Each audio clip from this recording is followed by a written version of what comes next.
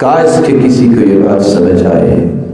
ज़कात की बात आई है तो मैं ये बात भी कह दूं, आज हकीकत की दुनिया में थोड़ा सा कदम रखें, कुछ 36 से 37 किस्म के टैक्स देने वाला भी फिर भी बेचारा चोर ही कहलवाता है। सारा दिन हड्डियां रगड़ने वाला भी फिर भी बेचारा जुल्म की चक्की में पिस रहा है। 10 साल आपने मदीने में गुजारे हैं अल्लाह के रसूल ने। कितने साल? और 86 जंगें लड़ी हैं। 56 में आपने खुद शिरकत फरमाई है। जंग लड़ना कोई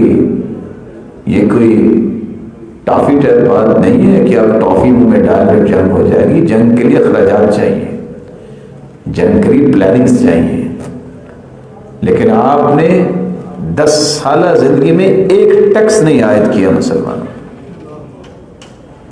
सैयदना अबू बकर की 2 साल के खिलाफ, सैयदना उमर की 10 साल की, सैयदना उस्मान की 12 साल की, सैयदना अली की 4 साल की, 6 महीने सैयदना हसन की, फिर सैयदना मुआविया की 20 साल की।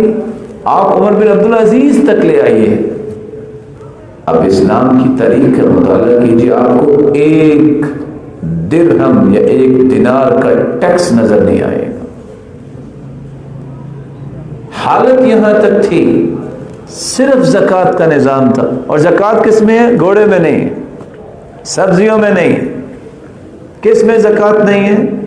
आपने जो आलात रखे हुए उसमें ज़कात नहीं है, जिसमें काश्तकारी करनी है। गुलाम और लौंडी में ज़कात नहीं है। ज़कात दिरहम दिनार पे है जब वो निसाब को पहुंचे। 7.5 तोले सोना हो जो 87 ग्राम बनता है, ये 52.5 तोले चांदी हो जो 613 ग्राम बनती है, साल के बाद ज़कात होगी। उमर बिन अब्दुल अजीज को आके रिपोर्ट देने वाले ने रिपोर्ट दी, जी ज़कात जमा हुई है, क्या करें? कहा फकीरों को दो, क्या करना। रिपोर्ट आई फकीर खत्म हो गए। कहा मिस्कीनों को दो। कहा मिस्कीन भी खत्म हो गए। कहा तो जाके ऐलान करो, है किसी का कर्ज हम उसका कर्ज उतार दें। ऐलान किया, रिपोर्ट आई मकरूज को रहा ही नहीं। कहा फिर जाके ऐलान करो, कोई है जिसकी शादी नहीं हुई उसकी हम शादी कर दें। ऐलान हुआ, कहा जिस जिसकी तिला मिली थी सबकी शादियां कर दी। माल फिर बच गया है, क्या करें? कहा बैतुल माल में जमा करवा दो और कुछ माल का अनाज खरीद के पहाड़ों की चोटियों पे बखेर दो।